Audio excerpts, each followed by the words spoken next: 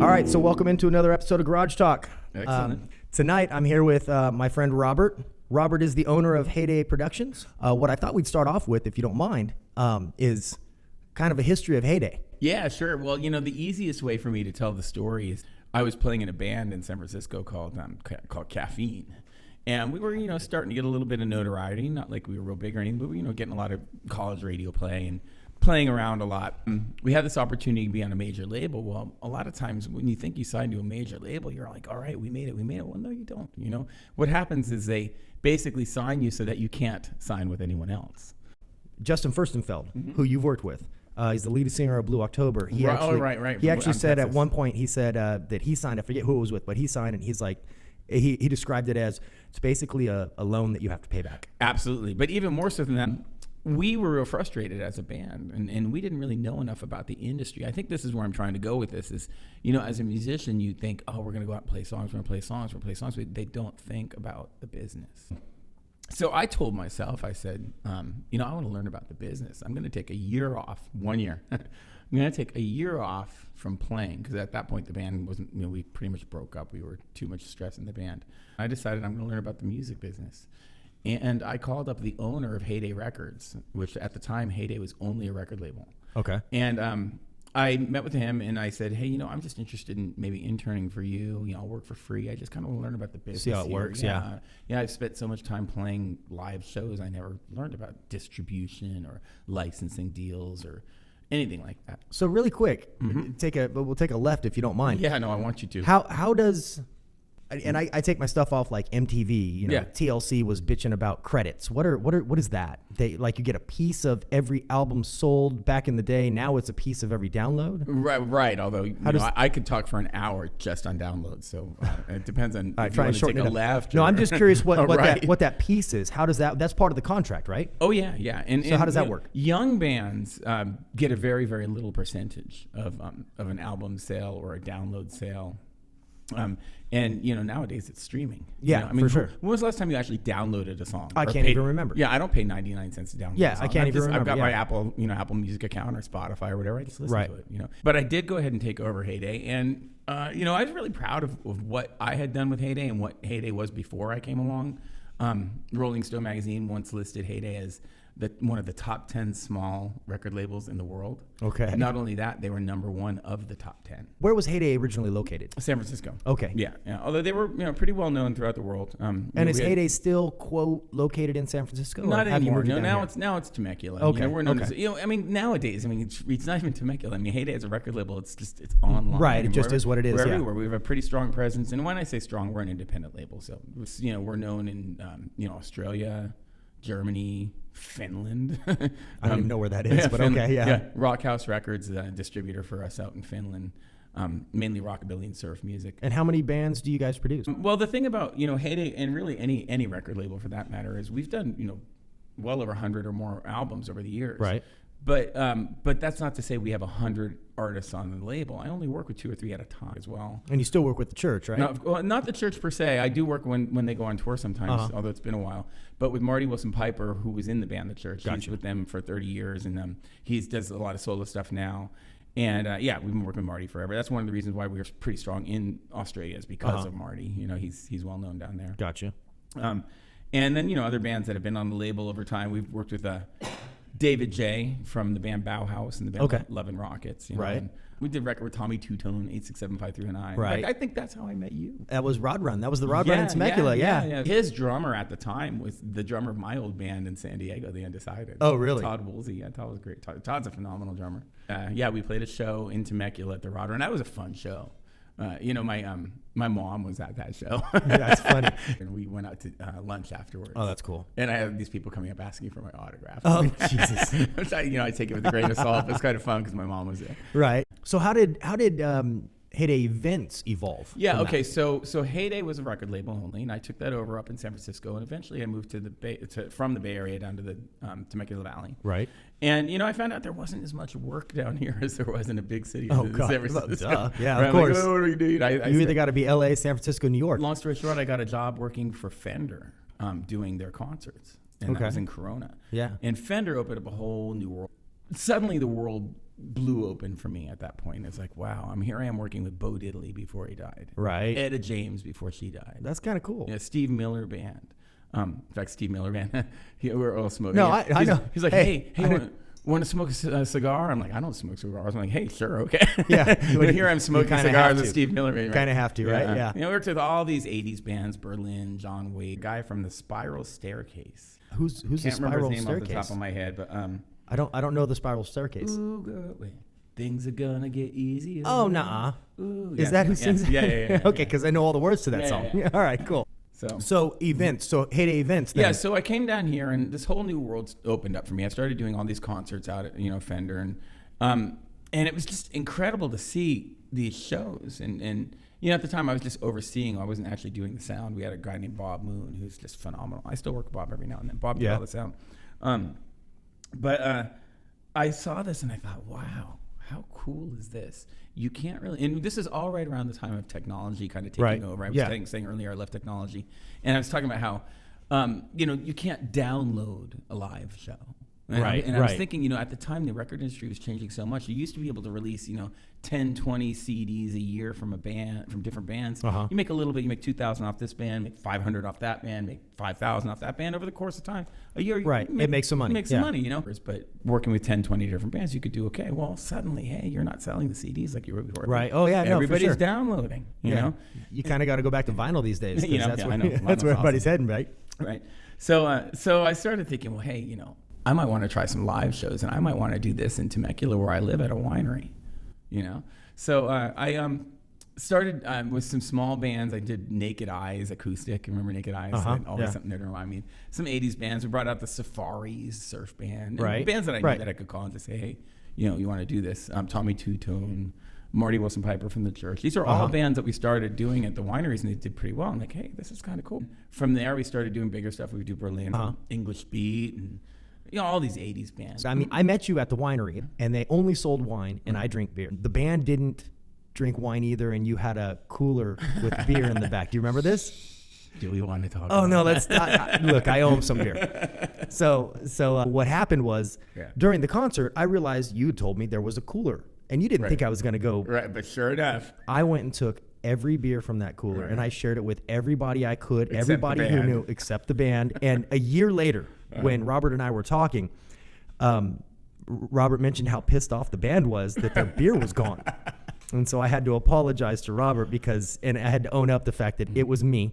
He accidentally let it slip that they had beer behind the stage. I danced behind the stage, and I'd pull out beers, and I'd put them in my front pockets and back pockets. I'd walk out with 5 beers, and I would walk out to my friends, and we were drinking their beer. I love hearing these stories. So I don't remember that at all. Oh, you don't? Oh, man. I mean, I remember meeting you. Meeting you. No, I owe them some beer. And it was, whatever. Yeah. I mean, have beer at your concert. So how long has Heyday Events now been around? So Heyday was founded by Pat Thomas in San Francisco in That's Records. In 1988. I came along like 96, somewhere in there. When did you start the event side of it? Not until like 2004, 2005. Really, that recent? Yeah. I didn't know that. Yeah, I mean, all the years that I was with Heyday, as a record label, we did artist showcases all over, New York, Chicago. When an artist was on tour, we would set them up with in stores and do all that stuff. So it wasn't anything new to me, but I wouldn't make money off of setting up an in-store. Somebody played at a Tower Records, You're just trying to get people to go to the show, right? Right. And so you have your own stuff now. Oh yeah, we own all of our own stuff. But the thing is, and this is where knock on wood, words in my head, I guess. Yeah, boom, right. Boom, boom. Right. We've been very fortunate to get a lot of shows. So like our record is 11 events in one day. Well, what happens is 11 events in one day. That was that Texas? No, Texas was actually just 2 events in one day, but it was 72 bands in 72 hours, 72 right? hours. Yeah, that was. That's where you worked with Justin Furstenfeld. Yeah, but I wouldn't say he was there. He was hanging out. He wanted to sing. I didn't really know who Blue October was. Yeah, at the see, I'm really time. jealous because I'm a huge fan of Blue October. Yeah, I didn't know at the time who he was, and he was a nice guy. I liked him. He's a nice guy, but I was like, well, I'm not going to have you say I have 72 minutes and 72 hours. I'm not going to make it 73. And he came up and wanted to sing. Yeah, and I'm like, yeah, sorry. I kind of shut him down. It wasn't until I told you the story. You're like, what did you do? I'm sorry. So he didn't perform? No, he didn't perform. He just oh hung my out. God! Yeah, he just hung out. What a dick! Yeah. No, I was the dick. Yeah. That's what I mean. What a dick. Yeah, he was real gracious. He hung out. I mean, yeah. But yeah, I'll sing if you want me to. I'm like, who are you? So, but since you told me how much you like those guys, I've gone back and listened to them, and man, they're amazing. They're really amazing. Yeah, no, they got everything he has ever done has been really personal to him, and that's why I like it. Yeah, and I'm a musician myself, and I'm not going to go too much into my own music right now, but. I hadn't released an album of my own in many, many years. I've worked with other artists. I've worked with many, many CDs. It's funny. I plan on getting to Sun Machine, so let's get there. Okay. Well, the only reason I'm bringing it up is because you say that. What was the name of the singer from Blue October again? Justin Furstenfeld. Okay. Yeah. He is I've gone back and really got into them. Thanks to you. So thank you. And, right on. And I can hear how heartfelt every lyric he's written is to him. Oh, for sure. And I told myself I'm not going to release another album unless I'm writing something that means something to me. Yeah.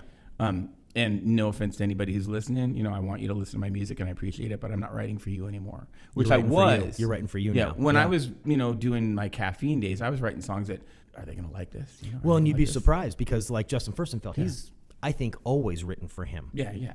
And so, and you, I mean, that's where you get a fan base, right? I mean, I gotta by writing for yourself, people relate, and everybody has a certain time in their life, or maybe they're in that time in their life, or they remember that time in their life where they can relate to the song. Yeah. Like Sun Machine. I love that song. That's my favorite song off the album. I know it's the title track, but I that's my favorite song. Thanks, yeah. And it's because I can relate to it. Right. It's an awesome song. And I got to tell you, I've had so many people tell me that. That song really hits a lot of people. Yeah, every time I see you at Teakwoods, what do I do? Yeah, I'm like, play Sun Machine. Blue October, I can honestly say I'm a fan now because I hear hear what he's writing. And I wish I had known that when I saw him, when he asked if he could sing. Well, next time, text me, bro. Text me and be like, hey, do you know this guy? And I'll tell you. If I do, I'll tell you, and I'll explain it all. But that the catalyst of me doing a new album is that I needed to write for me. Right? Yeah, that's for sure. Where I'm at yeah, now. absolutely. So, if you get a chance, listen to my new album. It's called The Sun Machine Is Coming Down. Yeah, and it's a great album. I've listened to it. And not just because I'm your friend. Gilbert loves that album. Thank you. And I love that album. It's an awesome. Where can they get it? Well, you can get it. The best way is just Spotify. Just stream it. Spotify and search what? Do they need to search you? Search my name, Robert Rankin Walker. There you go. Okay, all three names. Of course, if you know me as a person, I'm just Robert Walker. But my music name is Robert Rankin Walker. And there's a story behind that too. It's funny. I never know how to talk about you. I don't even know my friend either. Robert, and they're like, "What's his last name?" And I'm like, "I don't know, Rankin Walker." I don't know. I'm Robert Walker. Okay. I was when I was 8 years old. My mom got remarried and had me adopted to Rankin. So gotcha. So I was Robert Rankin, and then when I was 27, you went back. My real dad passed away, and I was the only boy in the family to carry on. Oh, gotcha. Yeah. But by then, everybody knows me as Rankin. Right. So now you have to hyphenate it. Yeah, I don't necessarily hyphenate. I'm Robert Walker, everybody. But, everybody knew me as Rankin already, so I keep that name there. Gotcha. So Robert Rankin Walker, that's my name musically. And just, look it up on YouTube, Spotify, Apple Music. And it's funny because you look back at my caffeine days, we press 1,000 CDs, and you hope you sell 1,000 within the course of a year, Right. And now this album came out less than a year ago. And, we've had, 5, 6, 7,000 streams. It's crazy. And that brings me full circle back to the whole downloading and CDs and streaming. Let's do it. So you sell a CD, you make a little money. But you sell a download, you make 99 cents. Apple keeps 40, you get 60. Okay. You get a stream, you get like 0.0013. I mean, you make nothing off of a stream, nothing. And that's okay with me because I make more money, producing. I mean, I'm glad to know you. It's been a lot of fun, and I enjoy it. It's a ride. He does St. Patty's Day, Do you still do Killarney's? Yeah, that's the production. I generally don't play it. Although the band asked me to play 867. Yeah, but I got in free one time. Yes, you did. I got in free. I called Robert and I was like, hey, we're going to Killarney's. We were at Shamrock's over in French Valley. No, we did the lighting for Shamrock. Have you ever gone to Shamrock and see their stage?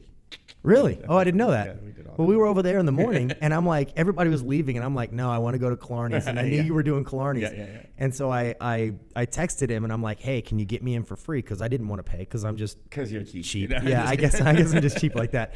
And he said, yeah, just help me carry some equipment in. Right. Yeah, because nothing's free. You're gonna carry some gear. So we met. And we met out in the parking lot, and I carried some gear in, and I went back and we carried some more gear. It was me and Gilbert. And we carried some more gear in, and then we just stayed inside. Yeah, and just for the record, everybody listening, after they carried the gear in, I don't think I ever saw them again because they were drinking all night long. I was hanging out with Fano. Oh yeah, that's right. That was it. We call him Fano, fake Bono. He's doing the Legends show for 6 weeks at the Tropicana. Really? Yeah, 5 nights a week at the Tropicana in Las Vegas. How so we about went and that? saw him. Pavel, man, if you're listening, I love you to death. This guy. I saw this dude for the first time at the Links. At the Links, Summer down in Lake and we'll Elsinore. bring him out again. And I took pictures right in the stage, and people actually thought I was there seeing you too. Yeah, he looks exactly like Bono. Yeah. My God. And he's such a cool guy. I mean, talk about a brilliant man who loves talking about like just life in general, philosophizing, and I like that too. I love talking about, where we've all been and where we're going and what we don't know is coming. And how we're going to get there. Yeah. And so Trina and I went up to Vegas just last week. We saw him at the Tropicana, and then afterwards we all went out. He's at the Trop. How long is he there? 6 months, you said? 6 weeks. 6 weeks. The events you have coming up, I'd love to share that with people. Cool. I wish you knew more about your events and your I gotta schedule. pull up my calendar. But this time of year, like we've got a lot of private corporate stuff. We're doing the City of Murrieta's Christmas tree lighting this Saturday. We did the Idlewild Christmas tree lighting last Saturday. Oh, really? Yeah. So a lot of stuff like that. In February, we're doing a big show out in LA. What kind of kicks off our season is Killarney's. Really? St. Patty's? St. Patty's Day. Yeah. What's that? Thousands of people. It's packed. That's a big show. Packed. Yeah. So it's a good show. Oh, it's a great show. Yeah, we love that. So we've been doing that pretty much every year for the last 6, 7, 8 years, and I love it. I love it because it's an exciting time period of every year to get into. And to go, okay, we're coming out of hibernation. I use hibernation kind of tongue in cheek, but it's kind of true. By the second week of December, I'm just kind of laying low, and I'm staying laying low until pretty much March 17th. That's funny. We've got events that pop up here and there, but I'm not actively soliciting to try to get events. But I really like the downtime. That's when you get to dream it all up again. Yeah, and that's what it is it's dreaming it all up again. Because next year, 2020, we get to have a whole new dream. Robert, I appreciate you coming and taking the time to sit with me and tell me this stuff. It's freaking awesome. I enjoy hanging out with you. Robert and I hang out all the time, but this is the first time on my podcast. Yeah. I'd love to have you back sometime. We'll talk about some other stuff. It just flies by. Oh, it sure does. There's really so much to say. After doing this for most of my life, there's so many stories to say. There's so freaking many stories. I'd love to hear them all. I'd love to hear all of them. Yeah, but at the same time, it's like, where do you even start?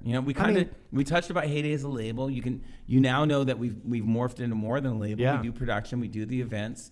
We didn't even talk about fashion shows. We do fashion shows, car shows. Yeah. Our website, which is heyday.com, HEYDAY.com.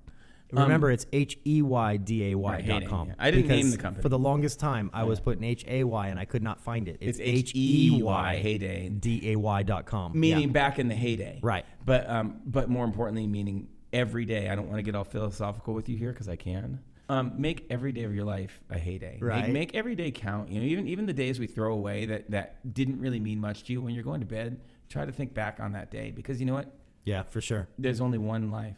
Yeah, no, absolutely. Why waste it? So for those of you listening, if you want to visit heyday.com, absolutely, HEYDAY.com, and find out what's going on, because it's not just in the Temecula Valley. It's actually all over Southern California. Our triangle is Palm Springs to LA to San Diego. That's our triangle. And that's Southern California, essentially. So go find something that's going on. I promise you will love the show.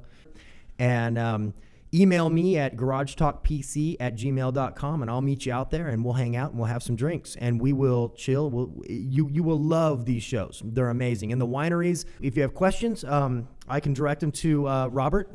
Again, garagetalkpc@gmail.com. Send me an email and I can direct it to Robert and get your questions answered. If you guys want more information so that the next time Robert comes on, we can talk about a different topic or maybe expand on a topic we already talked about, let me know. Good deal. All right. Thank you, Robert, for coming out. Thank you guys for listening, and have a great night. Yeah.